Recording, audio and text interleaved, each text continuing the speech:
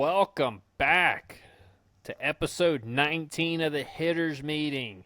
I am Ryan. I am joined, as always, with Coach Ken Anderson. And before I welcome him in, sorry guys, we were absent. Ken had some family business that he had to attend to, so that stuff's always going to come first and foremost. So I'm glad everything's okay with you, buddy. How are you doing? Doing great. Great to be back, and do want to appreciate everybody who's reached out to me, not only about our situation, I appreciate that, but also just for me and Ryan, telling us how much you missed us, and that really makes us want to work harder, and we'll keep trying to get you plenty of content out, and that means the world to us, and I'm ready to try to right the ship. 1-4 is not going to do it, and we need to get healthy against this Giants ball club, and I think we can if we do certain things. I'm sure Ryan does, and he's doing a great job breaking down how we'll do that. All right, so we're back in Truist. We have the Giants rolling into town. The Giants are on the struggle bus here in 26. There's no doubt about it. In Game 1, Ken, we are getting probably one of their worst starting pitchers in Adrian Hauser. What can you tell me about Mr. Hauser? Adrian is a sinker ball pitcher, and when you're a sinker ball pitcher and you're having a tough time getting the ball down in the strike zone, you're going to struggle, and that's been his problem. Even these pitches here, that's a decent changeup, but he has got to get the ball down, and that's a really good fastball there to Beatty. But the thing with him is we just got to get the ball up, and he's been doing that. So that's why he's been getting hit. So see the ball up and hit the ball, because he is very hittable right now. Yeah, that's kind of the MO with the sinker ball pitchers, right? You want to get them up in the zone. So let's go ahead and take a look at this man's repertoire. He has the sinker, he has a fastball, a slider, a changeup, and a curveball. This year he quit throwing the cutter, so he no longer has the cutter this year. So he heavily relies on the sinker and tends to throw it to the right-handed hitters in fastball counts. He gets a little bit more unpredictable to the lefties and increases the usage of the changeup in all counts to them. But 2-0, 3-0, and 3-1, you're pretty safe to sit on the sinker in those counts. But 2-1, 2-2, those type counts, 3-2, there's a good possibility he's going to throw the changeup. So right-handed hitters, you're going to primarily see sinker and slider. Lefties, you are going to primarily see sinker and changeup. So, the righties, your approach, hunt the sinker and hanging slider. You want the ball to start off the plate away to the outer third and belly button high to high thigh. Anything that starts middle and breaks in or away off the plate, take it until 2 strikes. If you read no spin and it's the 4-seam fastball, you got to drive it to right field because you're probably going to be a little bit late on it recognition-wise because you're not really looking for it. With 2 strikes, both the sinker and the slider that start belt high to thigh high will catch the inside and outside corners respectively. So you have to protect with 2 strikes in those certain areas. You want to sit right center field against this guy. So hitters, you want to get your direction going to the big part of the field. You want to keep it to right center field. You don't want to get too pull happy because that is a recipe for disaster off a sinker baller and a guy who likes to go with the slider. The only sliders we want to swing at before 2 strikes are going to be the ones that start at us and above the zone or above the zone and on the inside corner. In other words, the hanging slider, the one that pops right out of the hand. That's the only one that you want to swing at before you get to 2 strikes, because otherwise it's probably going to be a pitcher's pitch and you're just going to roll over it. Lefties, hunt the sinker and changeup window. You want the ball to start belly button high to thigh high, in off the plate, at you to the inner third. Anything that starts middle and breaks away, take it until you get to 2 strikes. I wouldn't mind backing off the plate early in the count to try to catch a sinker out in front and do damage, and then switch to your approach and go left center field after you take your shot at going yard. Have to guard the corners on pitches that start in the middle of the break and break either in or away with 2 strikes. Again, the only sliders that we want to swing at before we get to 2 strikes are going to be the hangers. They're going to start above the zone and in the right-handed batter's box or on the outside corner. So again, you want to hunt the middle of the zone on the sinker. Anything that breaks into you, take it. Anything that starts middle or away, take it until you get to 2 strikes because it's probably going to be off of the plate. Again, you can take your shot. You can back off the plate a little bit. You can try to pick on a sinker and drive the ball out of the ballpark. If that doesn't work, then get back to where you normally stand and really focus on getting your direction to left center field. So, Ken, that is what I have on Adrian Hauser. Do you got anything else? He throws strikes, so, I mean, he's going to give you a chance to, hit the ball, like Ryan said, get the ball up. Don't try to pull him. I mean, that's what sinker ballers want to do. Ryan does a good job of this, and when I was coaching the pitchers, if we saw a team that was pull happy, that made our day. We were just going to pound them with sinkers because we know they're going to roll the ball over and hit the ball for ground balls. So, come on, Braves. You can do this. Hit the ball out, backside, hit it in the middle, and we should be able to hit Adrian Hauser. Hopefully he's the medicine we need to get going. Yeah, and the last thing with this guy, you do not want to chase anything below the high thigh. You just don't want to do it. You got to keep your eyesights up, and you got to make him paint the bottom part of the zone and make him earn your respect to that bottom part of the strike zone before you expand down there. There's just no reason to. Make sure he gets the ball up. Look, if he's painting the bottom of the zone and there's nothing you can do about it and you have to go down there, then that's fine. But until he makes you earn that respect, don't swing anything below the high thigh. There's no reason to. Moving on to game 2, Ken, we have Robbie Ray, former Cy Young Award winner Robbie Ray. But he might be a shell of that former self. So, Ken, what do you have on Mr. Ray? You took the words out of my mouth. If this was Robbie Ray from a few years ago, I'd be scared to death in this series. But Robbie is, unfortunately for him, has had some injuries. And the problem, and the reason I'm saying unfortunately, is Robbie, though throws this many pitches, he's really a two-pitch pitcher. It just depends on which side they're hitting on. And so if your stuff is not as good, it can be hit. He is somebody that will get a little wild, so we got to make sure he's in the strike zone. I like our chances. I'd like it better if Drake and Ronnie and all them, and we're not even going to talk about the third baseman, were going well against Robbie, but I'll hold off. I got a guy I think is going to have a really great night Wednesday night when Robbie Wade, and he'll be my pick to click. So there's your tease for that, Ryan.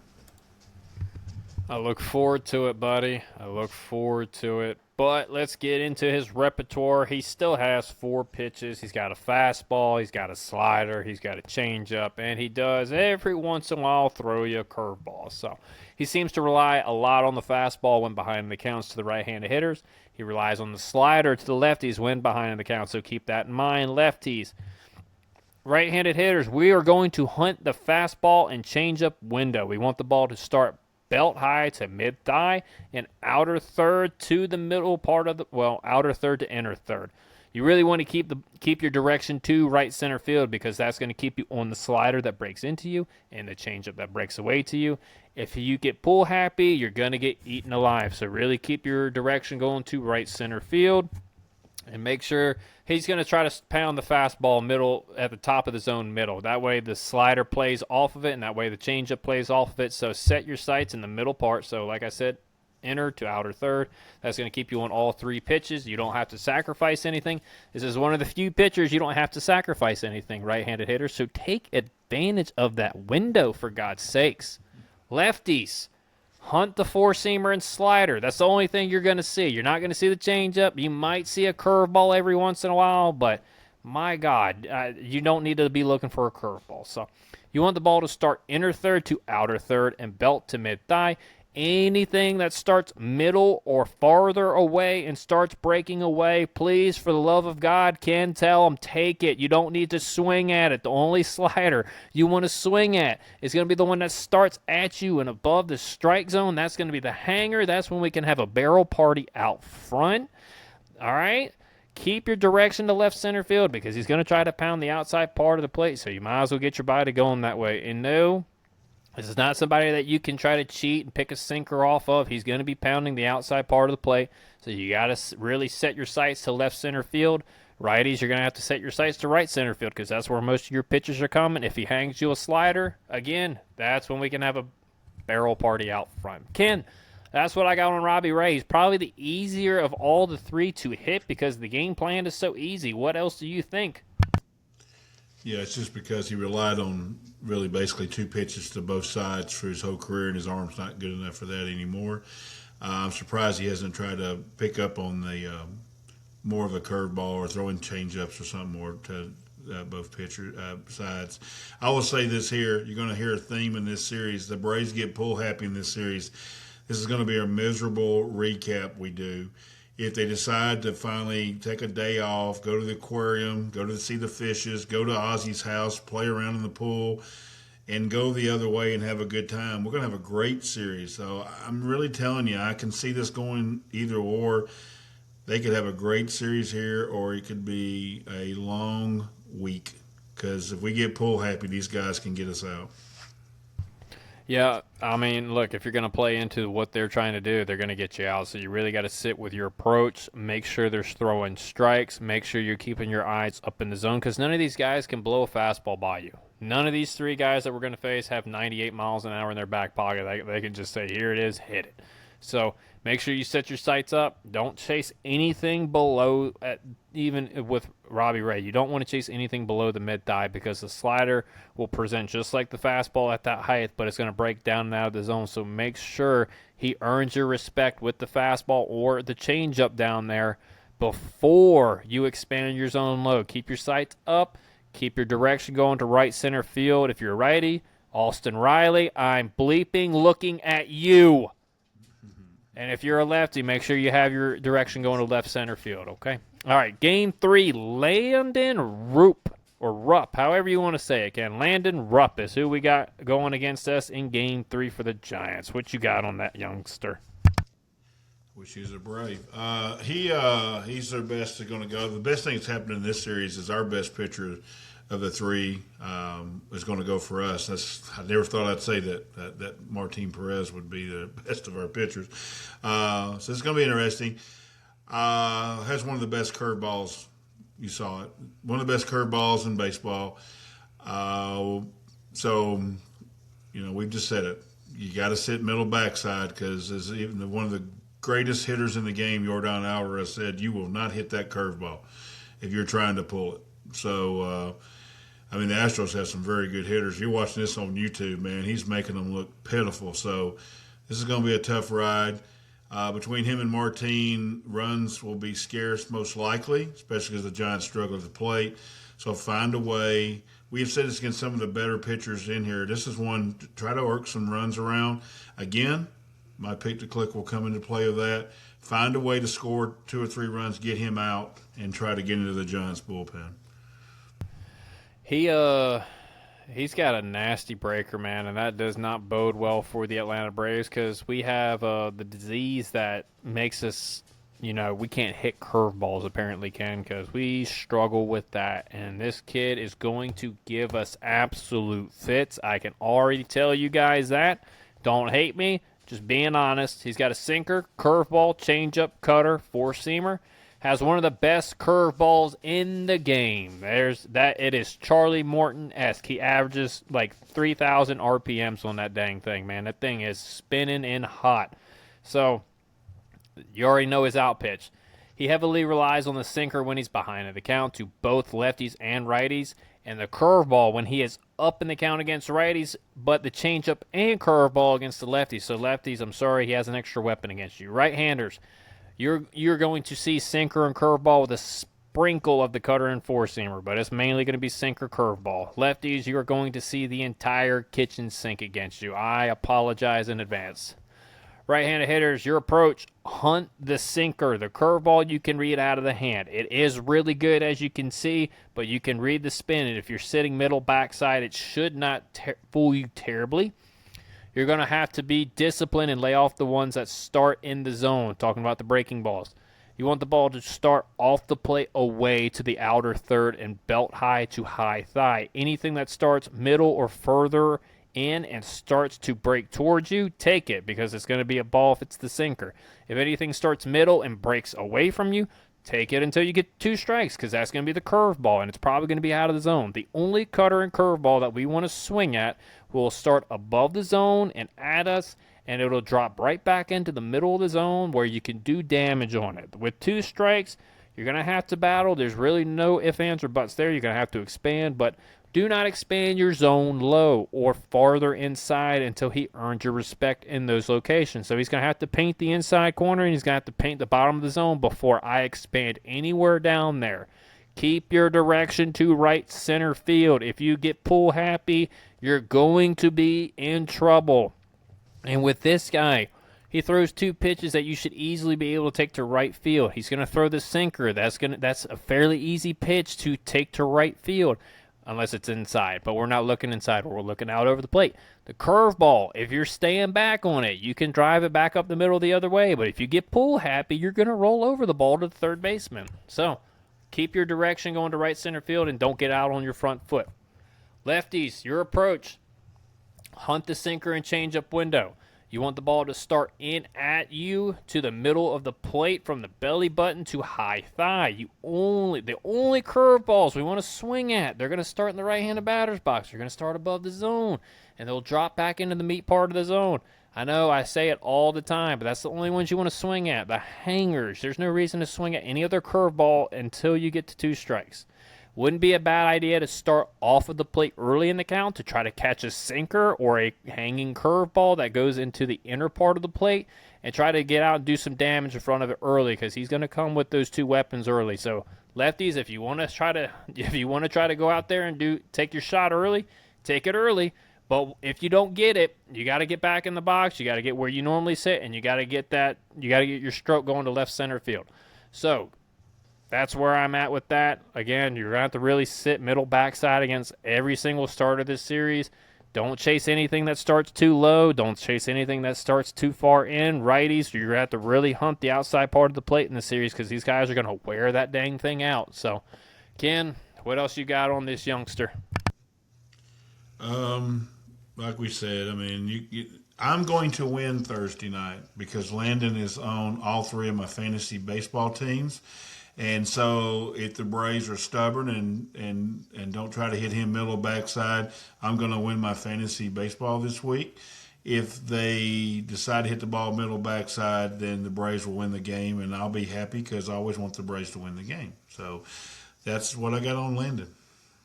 So a win-win situation is what I'm understanding there for you, Coach. I got you. All right, we're moving to the bullpen. Ken, I know me and you are kind of high on this lefty that's in their bullpen, man, Eric Miller. So talk to me about him. Eric Miller is one of my favorite trade targets, and we talked about it on all our shows. We're going to do trade deadline talk, and it's coming fast, and we're excited about it. And Eric got hurt, and so because of that, he's kind of rusty. But he will find it quick, and maybe the cost will be a little cheaper. He is, your typical lefty. He is tough on left-handers, and right-handers who do like Ellie tried to do there and try to pull him, they're not going to hit him. So, again, middle backside, but Eric is the best part about Eric Miller. We brought this up on other shows. He is as close to Tyler. It's funny he wears 68. He's close to Tyler Matzik kind of attitude that we need. He has a don't give an F kind of attitude, and he will shove it right up somebody's rear end. He's just a little off right now, so I know y'all going to look at the numbers and think me and Ryan have lost our mind, but he's been hurt this year, and he's rusty, and he will find it quick. Let's hope he don't find it this week. Yeah, if you think we're crazy, man, go look at his Savant. There's a ton of red on there. About the only blue is his one weakness. He does like to walk the world this year. And I think, like I said, a lot of that's because he's been a little hurt. So we're going to give him the benefit of the doubt there. But his repertoire, he's got a sinker, slider, fastball, the 4-seam fastball, and a changeup. Both righties and lefties see the sinker and slider about the same amount. Righties, you're going to see a little bit of a slight increase with the changeup, but this year it has not been a good one. It was not the one that you saw in 2025 in the YouTube clip. That is last year's.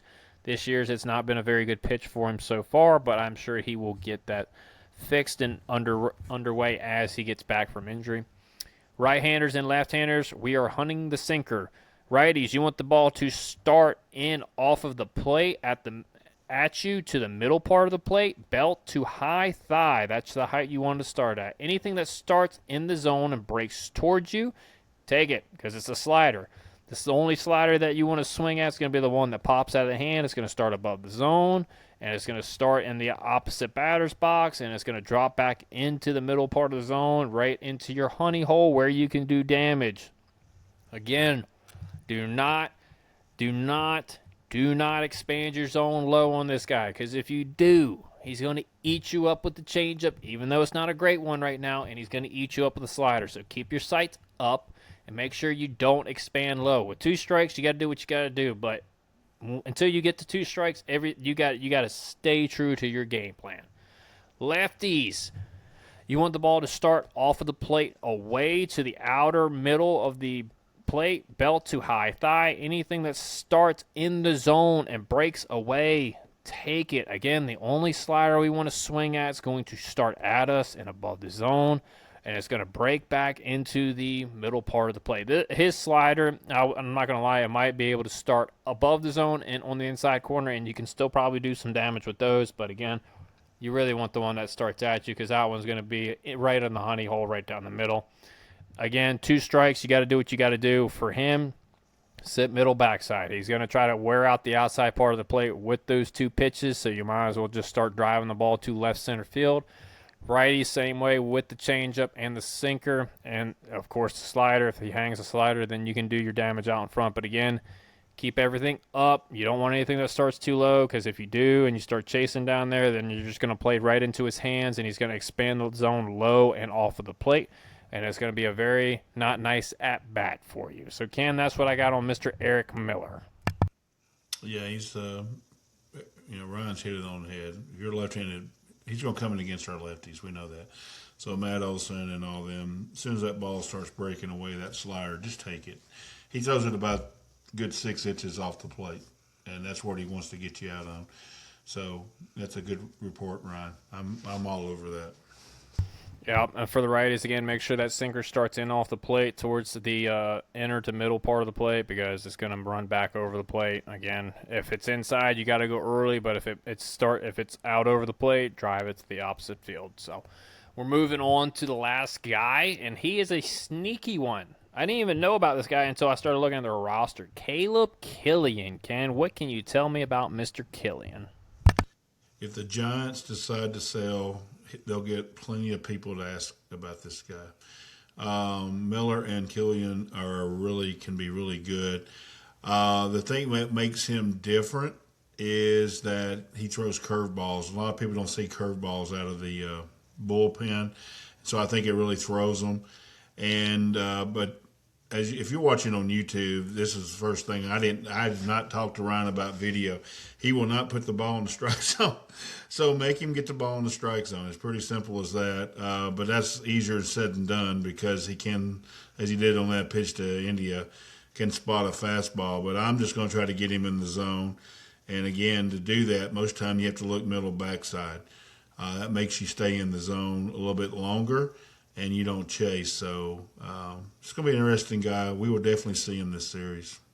There's going to be no doubt about it. We're definitely going to see him, and he's going to be a tough one. So this is what he's got, Chad. He's got a 4-seamer, he's got a sinker, he's got a curveball, and a slider. I think in that video, the slider, for whatever reason, was registering as a cutter, but it is a slider according to Baseball Savant. Right-handed hitters, you will be seeing an even split between the sinker, the curveball, and the slider. Lefties, you will be seeing nothing but 4-seamers and curveballs. Righties, we are going to hunt the 4-seam and slider window. You want the ball to start belt to high thigh, from inner third to outer third. You do not want to expand your zone any lower than that because of the curveball. The only slider and curveball that we want to swing at early in the count, I know I say it a lot, is going to be the one that starts at you and above the zone. That way it breaks back over to the meat part of the zone. It's going to be the hanger. With 2 strikes, the slider can start on the inside corner to the middle of the plate and still stay in the zone if it starts at the belt to high thigh range.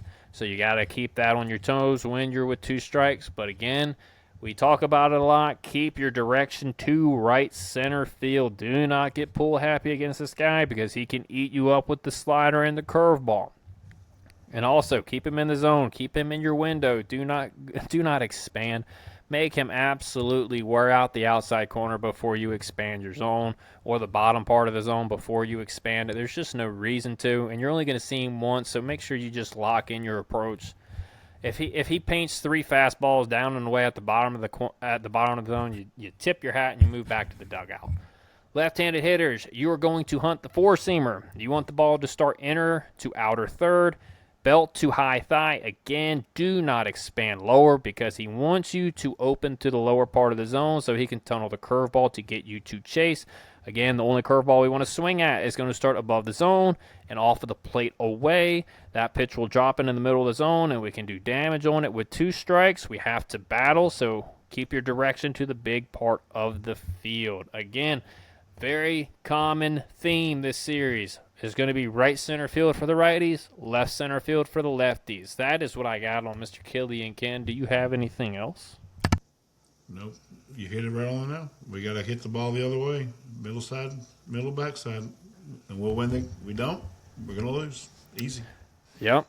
Look, this is honestly what the Braves need, and I know I've been saying it, but for sake, Austin, this is a perfect series for you to really get your direction to right center field. I don't know what you're doing right now, man, but you look awful. Your direction looks awful. It doesn't even look like you're using your legs. You're not using the ground effectively. Like, you are focusing way too much on the upper part of your chain. Everything starts with the base. And when your base is right and your hips are doing what they're supposed to do, that sets up everything for your upper body to fall into slot appropriately. So again, get your direction right.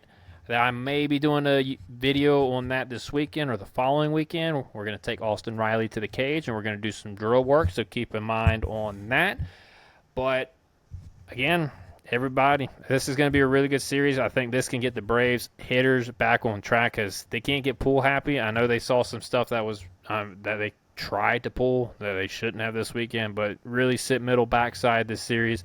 And if you do that, you're going to have a very, very good series. So before we leave, Ken, series predictions.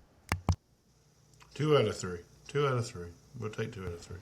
I'm with you. I'm with you. Taking 2 out of 3. I'd feel more confident if we were swinging the bats better to take all 3, but 2 out of 3 will do the job. And who do you got for your MVP? I'm curious. I already know who you took on your for the pitching side, but who you got on hitter side? Yeah, y'all check out the recap because sometimes most time we take offense, but I took a pitcher in the recap, so tune in for that. But I will go with Mr. Eli White. I think Eli White can be a huge difference in this series. Adrian Hauser, I can see him taking deep. I think he can sit middle backside and hit Robbie. And he's the one guy to me that the curveball is not as big a difference. So I think Eli White's going to have a good series. He actually just won the bat okay in New York this series. And Eli has these sneaky series as we've seen against the Reds last year. So I think Eli White will be the MVP of this series. I like it, man. 3 hits this past series, 3 or 4 hits against the Mets this past series. As soon as I started thinking about it, when I asked you, I was like, I bet you he's going to take Eli. And look at me, knowing you. Yeah. All right, I already took in my guy on the recap. It's going to be Matt Olson. Matt Olson does a really good job sitting middle backside, keeping his direction going to the big part of the field. That's going to fit really, really, really, really well this series. I think Matty O has a big series like he typically does. So that's who I am going with. Ken, do you have anything else before we skedaddle on out of here? Just what we've been telling you in our tweets and all of our social media. It's a bad week. We understand that. But they're 46-25. They only have lost 1 game ground to the Brewers and the Phillies, none to the Dodgers. It's a bad week, yes, but let's move on. Let's try to have a good week, and maybe the pick to click will actually be Drake Baldwin. One of these series coming up, we get our best hitter back. And I tweeted it today in the middle of one of my times off from the hospital that I have no concerns about this team. I really think Alex is going to go out and get some people, and I fully expect to be in the playoffs, and I fully expect to be a tough out and when we get there. I agree with you, Ken. Everybody needs to keep in perspective. It could be 2025 all over again, and you think you're miserable now. Well, have a flashback to 2025 and let me know how you're doing then. Okay, all right. All right, chat. We got nothing else for you. So we're going to see you on the next series recap, which will be against the Brewers. And my God, I got a game plan against Jacob Mizorowski. Please pray for me and every one of those Braves hitters.